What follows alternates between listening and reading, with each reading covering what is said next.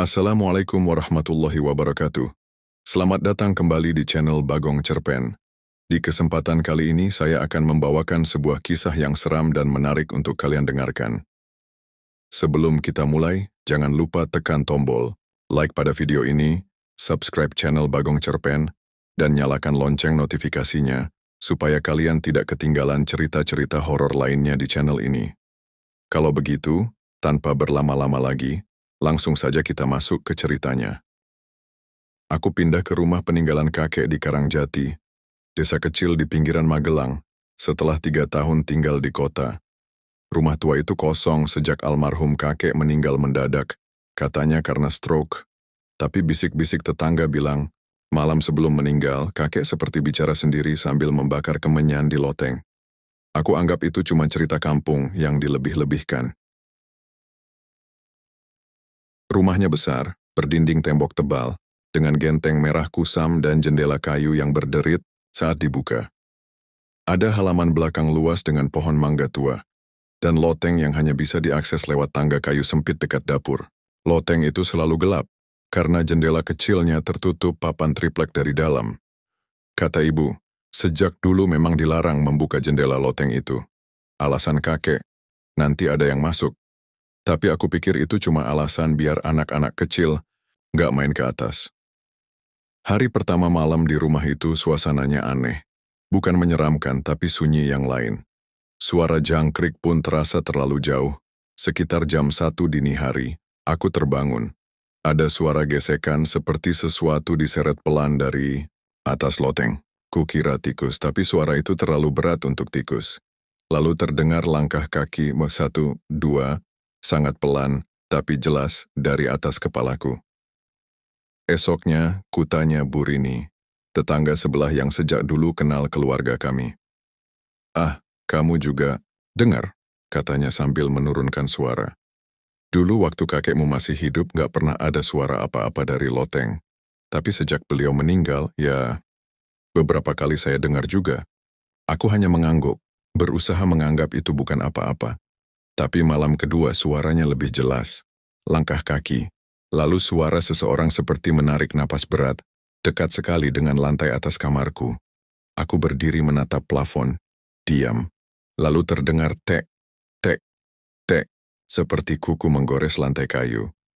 Di luar angin mulai berhembus membuat genteng tua itu berderak pelan. Tapi derak ini berbeda, ada irama. Seperti seseorang sedang berjalan mondar-mandir, mencari sesuatu. Aku berusaha tidur. Tapi malam itu, aku sadar, rumah ini belum benar-benar kosong. Atau mungkin, tidak pernah. Pagi harinya aku bangun dengan kepala berat. Tidurku gelisah, tak pernah benar-benar lelap. Di meja dekat jendela ada bekas abu halus seperti serpihan kayu terbakar. Padahal aku tidak pernah membakar apapun di kamar. Gorden kain tipis itu juga berbau aneh, seperti bekas asap kemenyan. Meskipun aku tak pernah menyalakan satu pun. Saat sarapan, ibu datang menjenguk dari kota.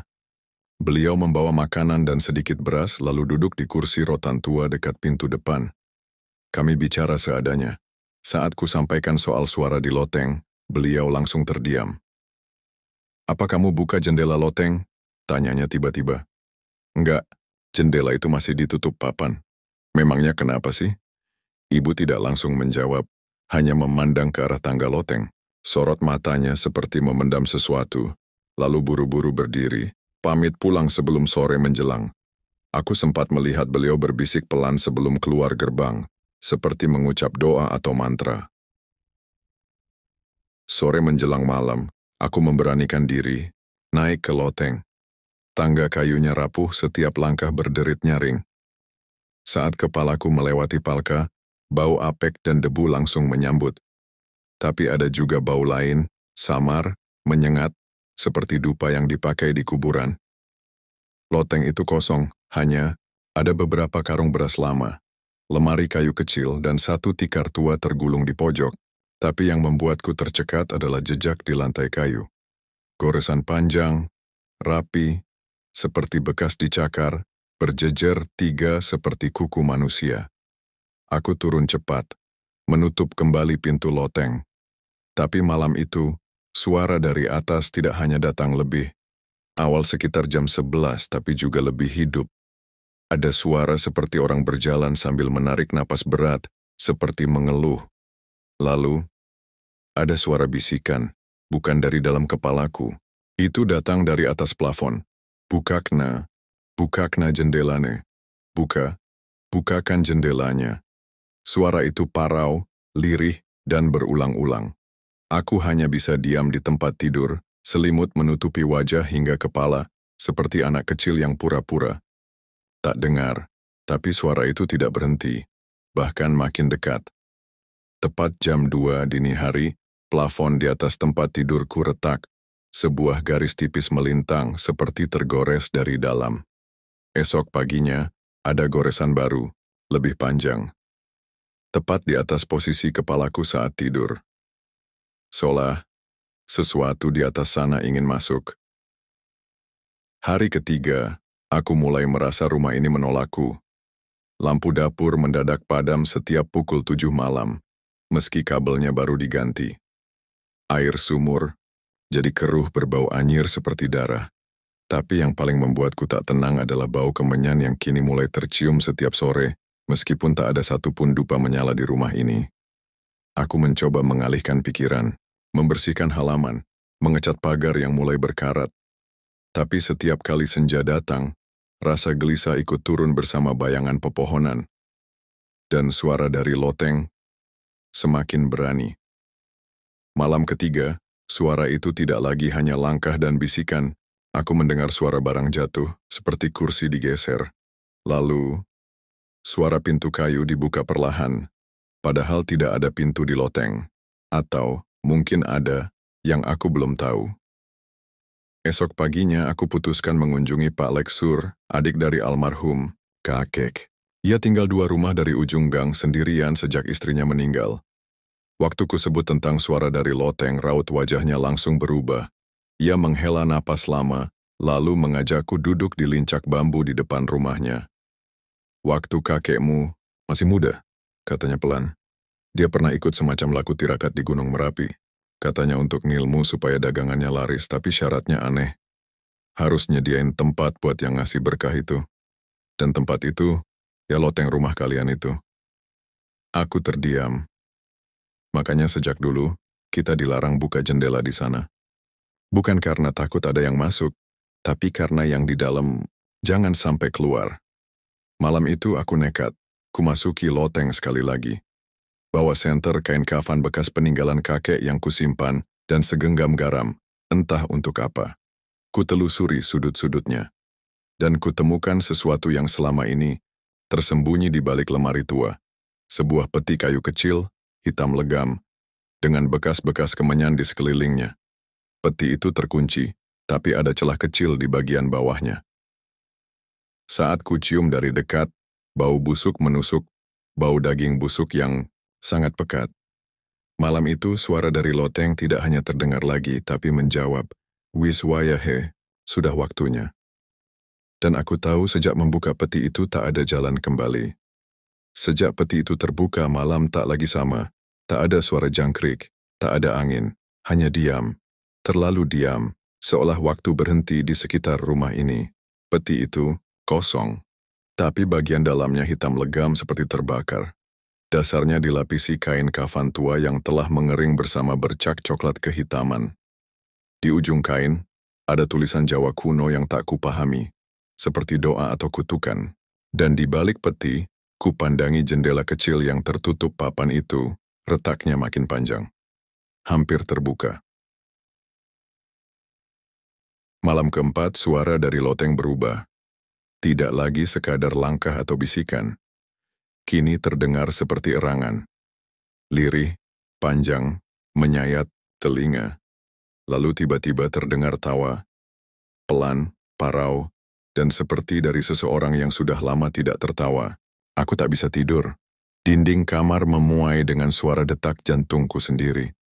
Lalu terdengar bunyi ketak, ketak, ketak.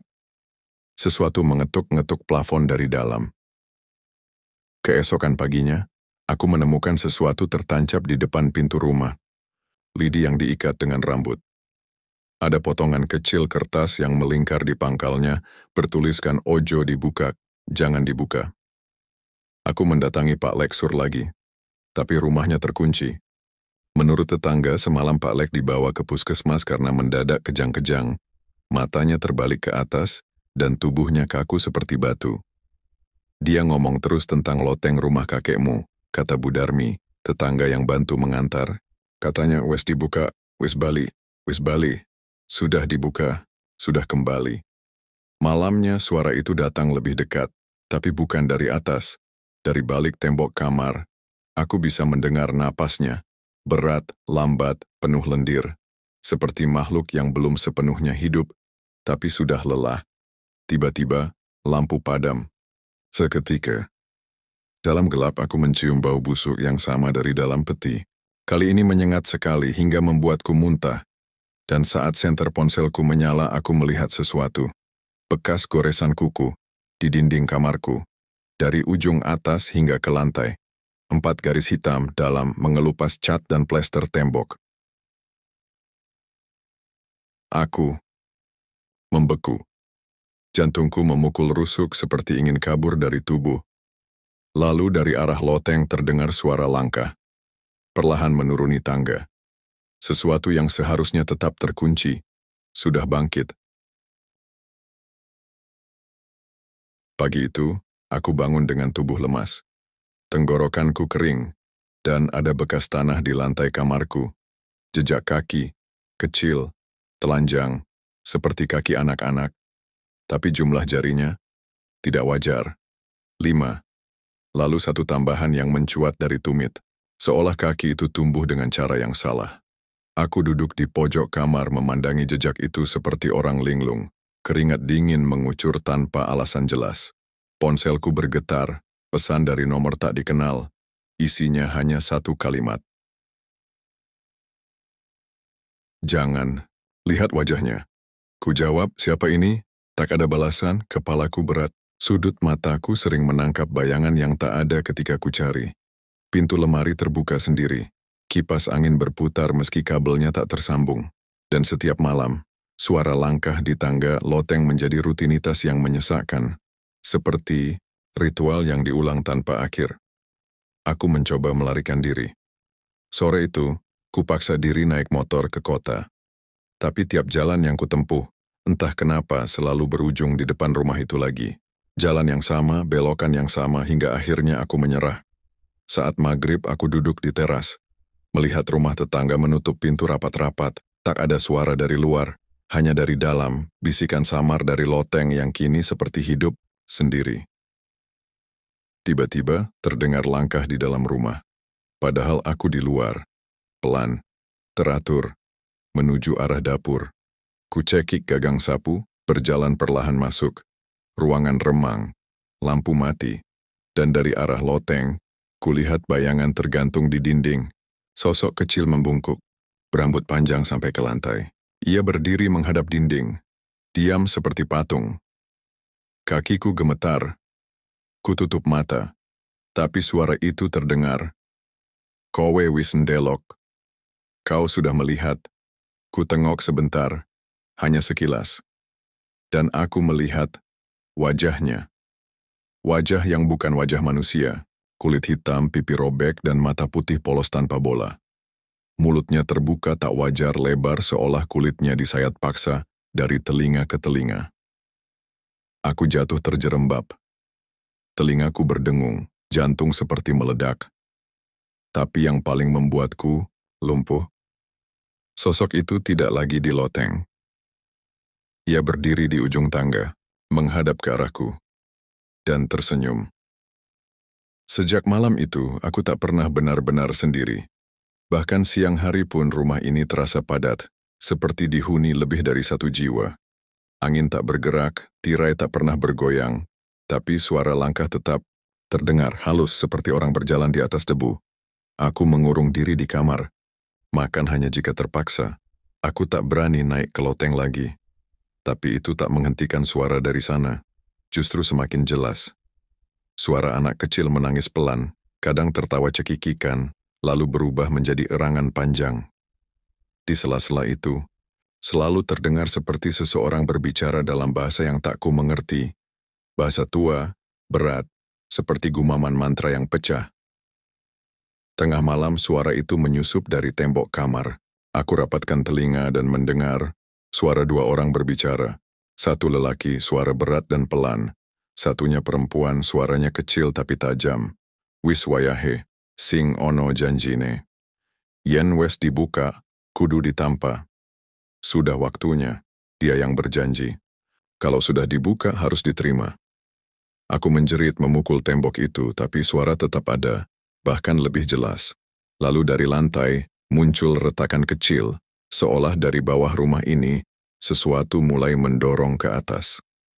Esoknya, aku putuskan ke masjid kampung, menemui Pak Kiai yang biasa dimintai doa tolak bala. Wajahnya keriput, tenang, tapi matanya tajam seperti tahu apa yang kupikul. Setelah mendengarkan ceritaku, ia hanya berkata, "Peti itu bukan sekadar tempat, itu perjanjian. Kakekmu dulu pernah datang ke saya, tapi dia memilih jalannya sendiri, dan kau cucunya membuka pintu yang harusnya dikunci seumur hidup." Ia menuliskan doa pendek di kertas menyuruhku simpan di bawah bantal, tapi sebelum aku pamit ia menatapku lekat-lekat. "Kalau kau mendengar namamu dipanggil malam-malam, jangan jawab, jangan sekalipun." Malamnya aku mencoba tidur lebih awal, tapi jam 2 dini hari, aku terbangun oleh suara itu. Pelan, parau, dekat sekali di samping telingaku. Teguh, itu suara ibuku, persis. Tapi aku tahu, ibu tidak ada di rumah ini. Tanganku gemetar, keringat mengucur dari tengkuk. Teguh, bukakan aku. Aku menggigit lidah, menutup telinga dengan bantal. Tapi suara itu terus memanggil, lalu berubah, menjadi berat, serak. "Buka, sekarang." Dinding kamar bergetar, lampu padam, dan dari bawah lantai, terdengar ketukan, pelan, teratur, 3 kali, seolah sesuatu sedang bersiap keluar. Pagi harinya aku bangun dalam keadaan pingsan di lantai kamar. Bantal basah oleh darah, hidungku mimisan semalaman. Di tembok, doa dari Pak Kiai tergeletak tercabik, robek jadi 2 bagian. Entah angin dari mana yang bisa meniupnya, padahal jendela tertutup rapat. Aku berniat pergi, tapi motorku tak bisa dinyalakan. Kunci hilang. Dan di pagar rumah, ku temukan lagi benda-benda aneh. Benang hitam berikat rambut, serpihan pecahan kaca, dan silet berkarat yang tertancap di tanah. Di sebelahnya ada jejak kaki telanjang. Lagi-lagi aneh, berjari 6, seperti hewan tapi terlalu mirip manusia. Tetangga mulai menjauhiku. Anak-anak kecil yang biasa bermain layang-layang kini tak lagi berani lewat depan rumah. Bahkan tukang sayur pun tak pernah berhenti di depan gerbang. Mereka hanya melihatku sekilas seperti melihat orang yang tinggal bersama sesuatu. Malam ke-7 aku tak kuat lagi. Ku kunci pintu kamar, ku sumpal jendela dengan kain, dan ku taruh Al-Quran kecil di bawah bantal. Tapi semua itu tak menahan. Suara dari atas. Plak, plak, plak. Sesuatu melangkah di atas genteng. Suaranya berat, menyeret, dan mengelilingi atap rumah. Seolah makhluk itu tak mencari jalan masuk, tapi menunggu waktu untuk jatuh. Tiba-tiba, suara keretakan terdengar di plafon. Garis panjang yang dulu sempat muncul kini makin melebar. Serpihan kecil mulai berjatuhan di lantai kamar. Lalu, gerak.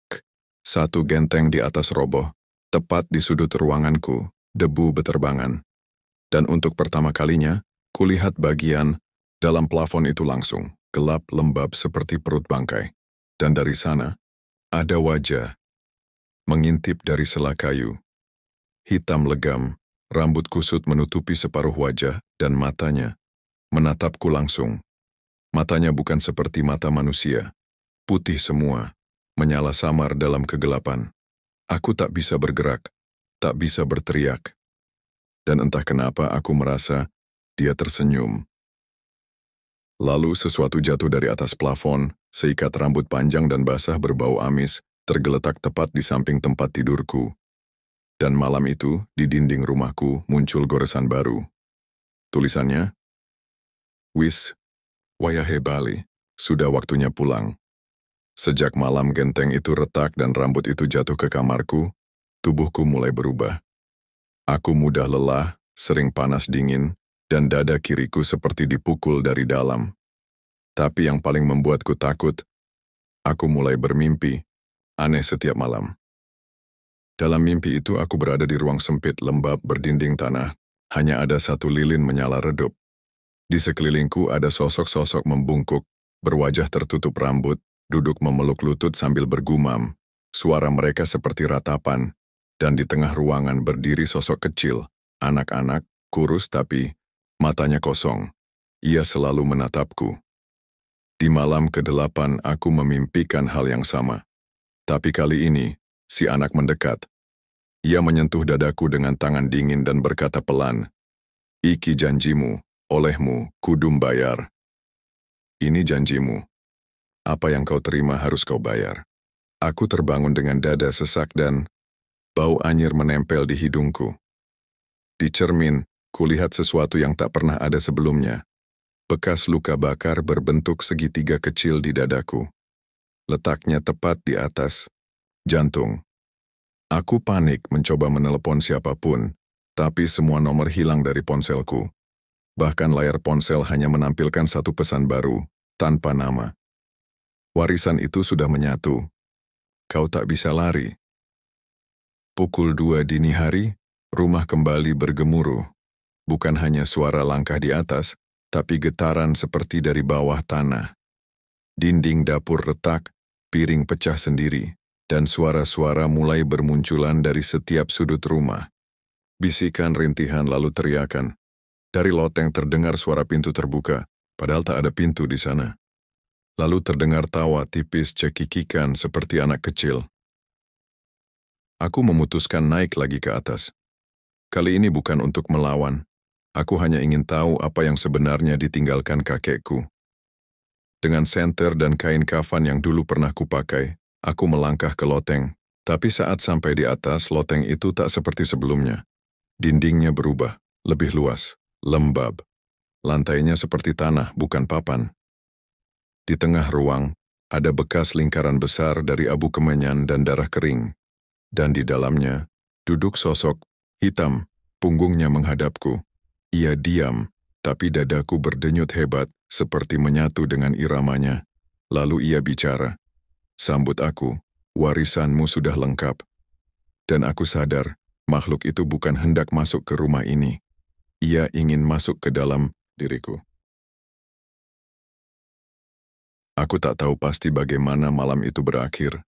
Ingatanku terputus di antara jeritan, hawa panas menyengat dari bawah lantai loteng, dan sensasi aneh seperti sesuatu menyelinap masuk lewat pori-pori kulit.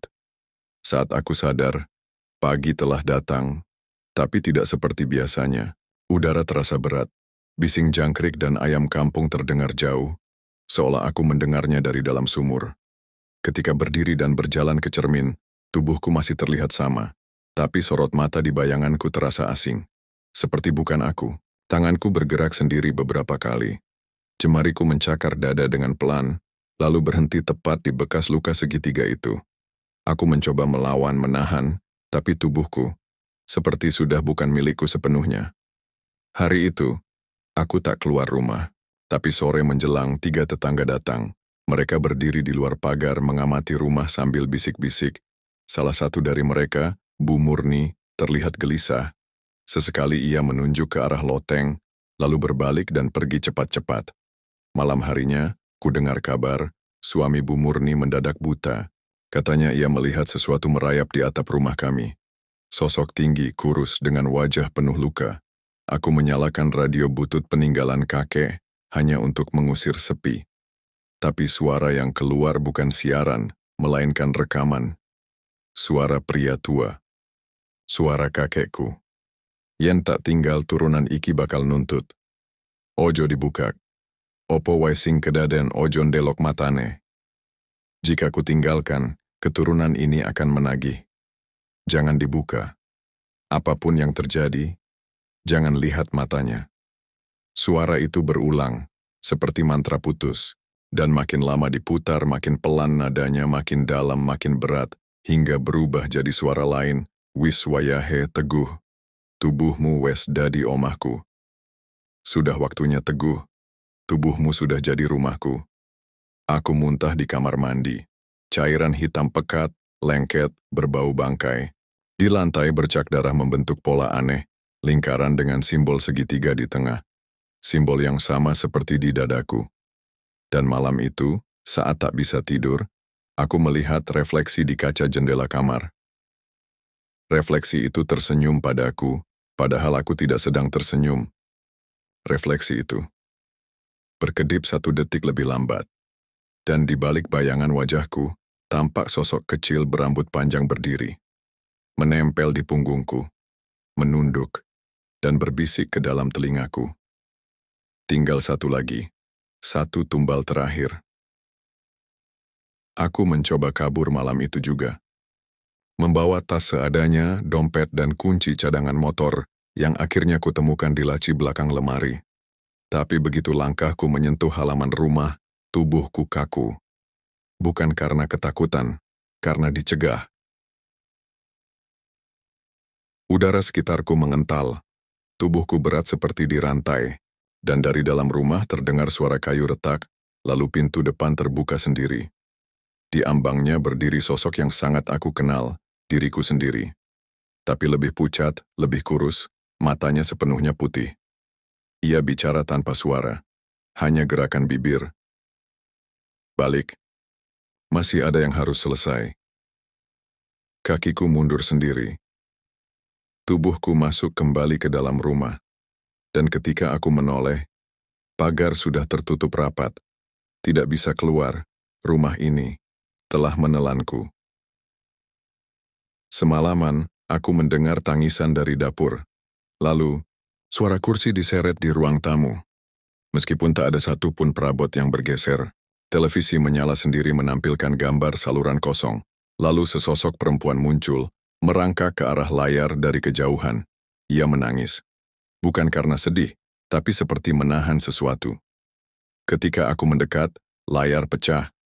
Bukan karena keras, tapi karena sesuatu dari dalam mendorong keluar. Aku lari ke kamar. Tapi di bawah tempat tidur kini ada lubang menganga, penuh tanah basah dan rambut panjang menjulur dari dalamnya. Bau anyir dan dupa terbakar bercampur menjadi aroma menyengat. Saat itu aku mengerti. Tumbal terakhir adalah aku sendiri. Warisan pesugihan itu tidak menuntut orang lain. Ia menunggu sampai aku sepenuhnya lepas dari tubuh ini.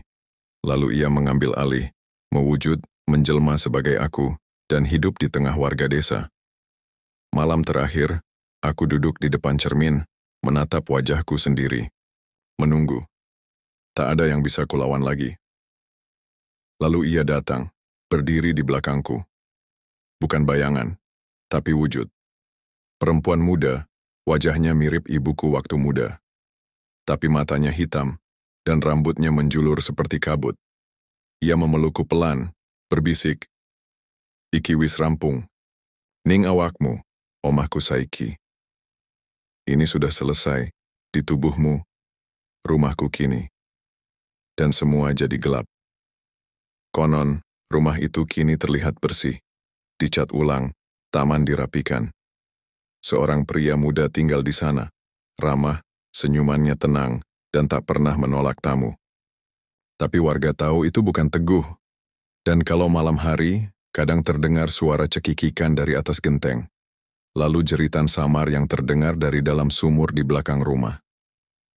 Tak ada yang berani mendekat, karena mereka tahu, kalau sudah mewarisi, rumah itu tak pernah bisa kau tinggalkan. Bahkan setelah kau bukan lagi manusia sepenuhnya.